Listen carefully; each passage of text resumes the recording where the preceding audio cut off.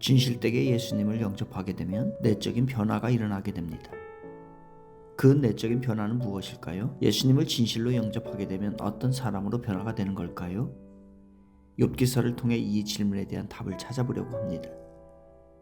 욥기 1장의 30부분에서 3명의 딸들은 고작 남자 형제들의 잔치에 참여하는 존재 정도로 언급되었을 뿐입니다.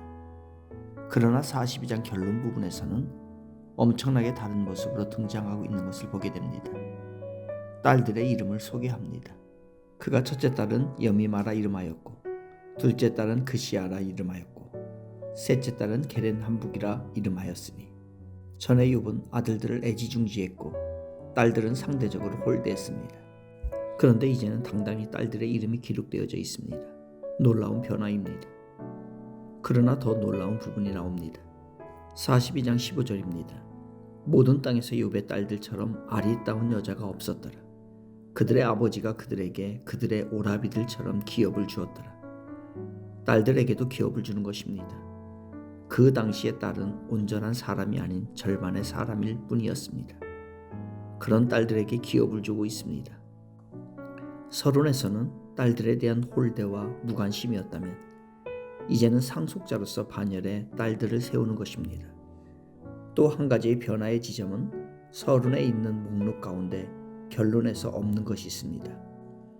1장 3절에서 종도 많이 있었으니 라는 구절이 나옵니다.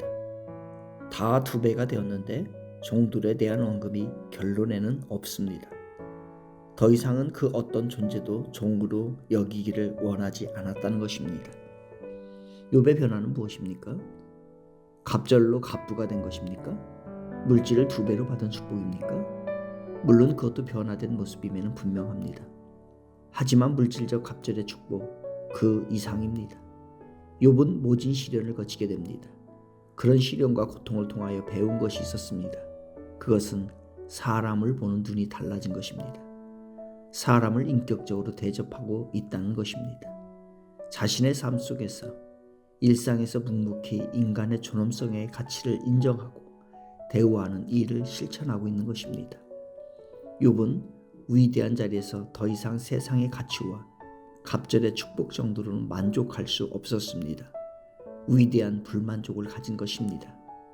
모든 것을 하나님의 선물로 즐거워하며 생명의 사역을 펼치는 것으로 기뻐하는 인생이 되었습니다.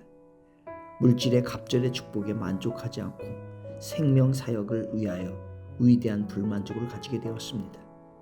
예수님께서는 우리를 살리기 위해서 이 땅에 오셨습니다. 생명의 사역을 위하여 이 땅에 오셔서 우리를 구원하신 것입니다.